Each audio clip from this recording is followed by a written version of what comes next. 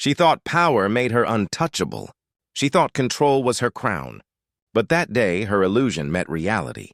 Because sometimes, the people you look down on are the ones who rise higher than your pride will ever take you.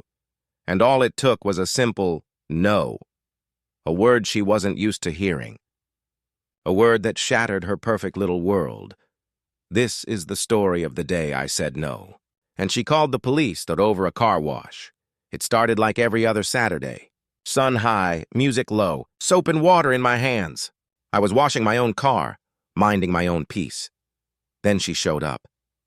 Karen, queen of the HOA, the self-proclaimed ruler of lawns, fences, and everyone else's time. She didn't ask. She commanded. "Wash mine next," she said. "It's part of community spirit." Community spirit? That's not community. That's control. I smiled politely, shook my head, and said the one word that terrifies entitlement. No. And just like that, her mask slipped. She screamed. She threatened. She said, "I'll call the police. You'll regret this." I stood there, silent. Because you don't need to fight noise with noise. Sometimes the calmest person in the room is the one who's already won. Minutes later, the police arrived. They saw the scene, heard the story, and realized there was no crime here, only pride, crashing into reality. And as she fumbled for excuses, I realized something deeper. People like her don't crave respect, they crave control. And when they lose it, they break. But when you learn to stand firm, when you say no with peace in your heart, you don't just protect your time. You reclaim your dignity. So if someone ever tries to make you small just because you chose yourself first, remember this moment. You don't need to shout. You don't need to fight. You just need to stand. The power of saying no is one of the most misunderstood strengths in the world. Most people grow up believing that being kind means always saying yes, always helping, always pleasing. But the truth is, constantly saying yes doesn't make you kind.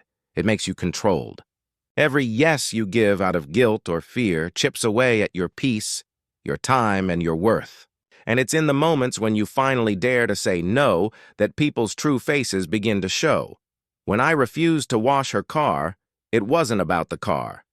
It wasn't even about the soap or the water. It was about control. It was about testing boundaries. Because some people aren't really asking for help. They're asking for dominance. They want to see how far they can push you, how much of yourself you'll give before you start to break. And when they find someone who refuses to bend, their illusion of power begins to crumble. That's what happened that day. She stood there, with her sunglasses glinting in the sun, expecting me to obey as if her position in the HOA gave her authority over my will. But when I looked her in the eye and said no, something shifted. The smile faded. The entitlement cracked. It was like she couldn't comprehend that someone would actually refuse her demand. For a moment, she stood frozen, not in confusion, but in disbelief. Because people who thrive on control are never ready to face resistance. You see, no is not just a word. It's a wall that separates respect from manipulation. It's the moment when you decide that your peace matters more than someone else's pride. And that realization doesn't come easy. Most of us are trained to avoid conflict, to please others, to keep the peace even if it costs us our own. But peace that requires you to lose yourself isn't peace, it's submission. The first time you say no, it feels uncomfortable. It feels like rebellion. You can almost hear your heartbeat in your chest, wondering if you did the right thing. But then you realize you didn't lose anything of value. The world didn't collapse. The sky didn't fall. You simply reclaimed what was yours, your right to choose. And that moment is where freedom begins. When you say no to something that disrespects your time, your boundaries, or your dignity, you're not being rude, you're being responsible. You're protecting your energy from being drained by people who will never be satisfied, no matter how much you give. People like that don't want help. They want control, and control grows every time you surrender your voice. But when you take that voice back, when you speak up even with trembling words, you remind yourself that you are not here to be used. You are here to live. That day, when she called the police, I didn't argue. I didn't shout. I didn't beg to be understood. I stood still because calmness is power. It unsettles those who rely on chaos to feel in control. She wanted a reaction: anger, fear, panic, but silence was stronger. Silence said everything that words couldn't. Silence said, "You can't break what you don't own." And that's the essence of saying no. It's not about defiance for the sake of pride. It's about recognizing that your worth isn't measured by how many people you please. You could say yes 100 times, and they'll still ask for more. But one no can expose who truly respects you and who only respects what you can do for them. Every boundary you set is a mirror. It reflects truth back to the other person. Some will respect it and others will reveal their selfishness. But either way, you learn. You learn who deserves access to your time and who only deserves distance. What makes no so powerful is that it doesn't require permission. You don't need to explain it, justify it, or apologize for it. No is complete. It's self-contained. It doesn't seek validation, because the moment you start explaining your no, you've already begun to doubt it. And doubt is exactly what manipulative people prey on. They twist your kindness into weakness, your empathy into obligation. But when you stand firm, when your no carries quiet confidence instead of anger, they lose control. Because their power was never real. It was borrowed from your fear of rejection. Once that fear is gone, so is their hold on you. You start to see how often you've said yes to things that drained you. Yes to extra work you didn't have time for. Yes to conversations you didn't want to have. Yes to expectations that weren't yours to carry. You realize how many invisible chains you've worn just to keep the peace. And suddenly, you see how powerful no really is. It's the key that unlocks those chains. Saying no teaches people how to treat you. It shows them that your kindness has limits and that your generosity is a choice, not an obligation. People may not like it at first, especially those who've benefited from your compliance. They may label you selfish, arrogant, or difficult, but their words reveal their intentions. They're not upset because you've changed. They're upset because they've lost access to your obedience. Standing firm doesn't make you unkind. It makes you balanced. Because kindness without boundaries is self-destruction in disguise. You cannot pour from an empty cup, and you cannot be light for others if your own flame keeps burning out to please them. There's a quiet strength in those who know when to walk away, when to stand their ground, when to say, "That's enough." It's not loud or aggressive. It's peaceful, steady, and rooted in self-respect. The kind of strength that doesn't need to prove anything. Sometimes people will test your boundaries not because they need help, but because they want to see if they still have power over you. They'll make demands, play the victim, or twist the story to make you feel guilty. But the moment you stop responding to guilt, their power disappears. The truth is, no isn't rejection. It's redirection. Every time you say no to something that doesn't align with your peace, you're saying yes to something that does. You're saying yes to time, to freedom, to respect, to the version of yourself that refuses to live on someone else's terms. And once you've tasted that freedom, you stop apologizing for it. You stop over-explaining. You stop shrinking yourself to fit into spaces that can't handle your truth. You start living with intention, choosing where your energy goes, and protecting it like something sacred, because it is. There will always be people who don't understand your no. They'll see it as an attack, a challenge, a rebellion. But that's because they measure your worth through what you can give them. Don't take it personally. Their reaction isn't a reflection of your value, it's a reflection of their dependence on your compliance. The more you practice saying no, the easier it becomes. It turns from fear into freedom, from tension into peace. You realize that every time you stand firm, you grow stronger. And that strength doesn't scream. It doesn't demand to be seen. It just exists quietly, like a mountain that doesn't move for the wind. In a world where everyone expects your time, your help, your yes, the most radical act of self-respect is to say no without guilt, without anger, without fear. Because when you can do that, you've already taken back control of your life. Control and respect may seem similar on the surface, but they come from entirely different places within the human heart. Control demands obedience. Respect invites it. Control thrives on fear. Respect grows from trust. When someone seeks control, they want you to shrink, to bend, to submit. But when someone gives you respect, they allow you to stand tall beside them. And that difference defines the line between freedom and captivity in every relationship, every community, every human interaction. When Karen tried to order me around, it wasn't about a simple favor, it was about control. She could have asked with kindness, with respect, with a tone that acknowledged my choice. But she didn't. She demanded. That's what control does. It doesn't request, it commands, and it expects you to obey, not because it's right, but because it believes it can. Control is an illusion people create to feel powerful in a world they cannot truly master. The more fragile a person's ego, the more they crave control over others. They build false kingdoms out of authority, rules, and fear. They think that barking orders, issuing threats, and making people submit makes them strong. But strength built on control is hollow. It collapses the moment someone refuses to kneel. Respect, on the other hand, is quiet. It doesn't need to shout. It doesn't need to dominate. Respect acknowledges that every person has their own will, their own choices, their own dignity. Respect doesn't fear disagreement because it's rooted in confidence, not insecurity.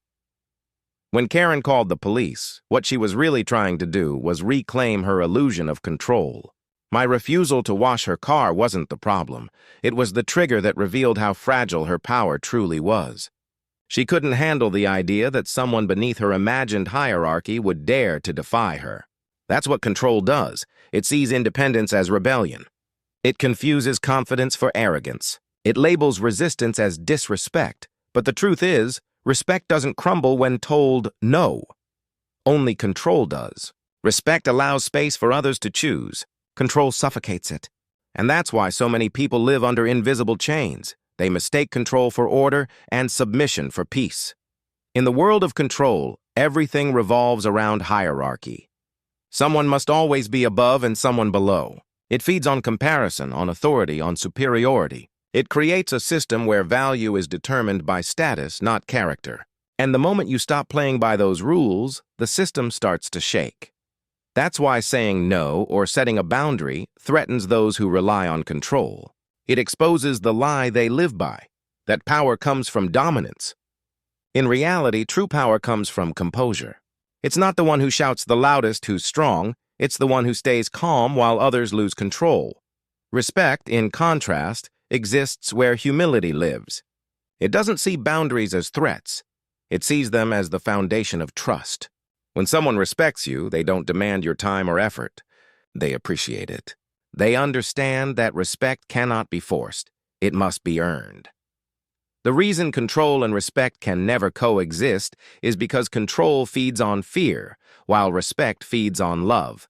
Fear demands, manipulates, coerces. Love listens, values, and protects. One creates compliance. The other creates connection. In every society, in every organization, in every relationship, this battle plays out quietly. Some lead through respect and others through control. Those who lead through control need constant validation. They need people to obey so they can feel important. But those who lead through respect inspire others to follow them willingly. They don't need to force loyalty, because loyalty freely given is worth more than obedience demanded. When Karen stood there, pointing and shouting, she wasn't strong. She was afraid. Afraid of losing the illusion that she ruled over others. Because when control loses its audience, it collapses. It needs someone to dominate to feel alive. And the moment you stop reacting, the moment you stop feeding it attention, it starves. That's the secret most people never learn. You can't fight control with control. You defeat it with composure. You defeat it by not giving it the emotional reaction it craves. People who try to control you will always try to provoke emotion, anger, guilt, shame, because emotion clouds clarity. And once you lose clarity, they regain control. But when you remain calm, when you choose silence over reaction, you break the cycle. Respect doesn't play those games. It doesn't manipulate emotions to maintain influence. It gives space, not pressure. It leads with understanding, not intimidation. When respect is present, both people feel safe to be honest, to disagree, to express themselves without fear of punishment. That's why control can never create peace. It can only create temporary order through fear. The moment fear fades, rebellion begins. But respect creates lasting harmony. because it's rooted in mutual understanding. Control suppresses, respect sustains. You can feel the difference in the air when you're around someone who wants control. The atmosphere tightens. You second-guess your words. You walk carefully, afraid of upsetting their fragile ego. It feels like walking on glass, where every step could shatter the peace. But when you're around someone who leads with respect, you breathe easier. You speak freely. You don't have to hide who you are. That's the kind of environment where growth happens, where people feel seen, not managed. And that's the difference between authority and leadership. Authority demands respect. Leadership earns it. Authority says, do what I say. Leadership says, let's do this together. Authority uses fear to enforce. Leadership uses respect to inspire. Control is built on insecurity. The more someone tries to control others, the less control they have over themselves. They demand order from the world because they can't find peace within. And when that inner chaos collides with someone who refuses to be controlled, the mask falls away. The truth appears. Control isn't power. It's weakness disguised as dominance. Respect, though, begins within. You cannot truly respect others if you don't respect yourself first. Self-respect is what gives you the courage to treat others with dignity without losing your own. It's what keeps you calm when someone tries to provoke you. Because when you respect yourself, you don't need to prove it to anyone. When you operate from respect, you move differently. You speak with confidence, not arrogance. You listen with presence, not pretense. You understand that your worth doesn't depend on how others treat you. It depends on how you treat yourself. And when people sense that kind of self-respect, they either rise to meet it or walk away from it. Both outcomes are blessings. Control wants to own. Respect wants to empower. Control creates dependence. Respect creates strength. Control fears losing power. Respect shares it. That's why those who seek control always end up alone. Because no one truly stands with them, only beneath them. But those who live through respect are never alone, because they inspire loyalty, trust, and connection. There's a quiet revolution that happens when you choose respect over control. You stop needing to prove yourself. You stop needing to dominate conversations, win arguments, or have the last word. You start valuing peace over power. You start recognizing that real strength isn't measured by how many people listen to you. It's measured by how you make them feel when they do. Karen's call to the police wasn't a show of authority. It was a cry of insecurity. Because when control fails, fear takes its place. People who rely on control can't handle freedom. They don't know what to do when others think for themselves. But that's not your burden to carry. The moment you stop playing their game, they lose the board entirely. In the end, the difference between control and respect defines more than just relationships. It defines the kind of world we build. One built on control will always crumble because fear can't hold a foundation forever. But one built on respect endures because it's held together by choice, not coercion. And every time you choose respect over control, both in how you treat others and how you let others treat you, you shift the balance towards something stronger, something real. Inner strength doesn't shout. It doesn't boast, and it doesn't need an audience. It's the quiet fire inside you that refuses to die, even when everything around you tries to put it out. It's not built in comfort. It's born in the storms that test your patience, your courage, and your belief in yourself. When pride comes against peace, when arrogance stands before humility, that's when inner strength reveals itself, not in what you say, but in how you stand. That day when she called the police, something inside me shifted. I could have argued. I could have shouted back. I could have let anger take over and tried to prove a point. But strength doesn't always need to prove itself. Sometimes real strength is standing calm while chaos surrounds you. Sometimes it's choosing silence when the world expects rage. Sometimes it's looking pride in the face and refusing to play its game. People who live in pride think power is loud. They think authority is measured by how much fear they can create. But pride is fragile. It breaks at the first sign of resistance. True strength doesn't need to control others. It simply controls itself. And that's the hardest kind of power to master. Because controlling your emotions, your reactions, and your peace takes more discipline than controlling anyone else ever could. When the police arrived, I could feel her confidence cracking. She expected me to panic. She expected me to beg, to defend myself, to make a scene. But I stood still.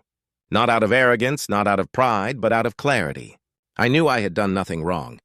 And sometimes that knowledge is enough. You don't need to fight to prove innocence when truth already stands with you. That calmness, that silence, it wasn't weakness. It was strength under control. It's easy to react when you're insulted. It's easy to shout when someone disrespects you. But the hardest thing in the world is to remain unmoved, to let their noise echo while your peace stays still. Because when you stop reacting, you stop giving them power. And that's when pride starts to crumble. Inner strength isn't about winning arguments or defeating enemies. It's about winning over yourself, your anger, your fear, your urge to lash out. It's about being grounded enough to say, I don't need to fight every battle to prove my worth.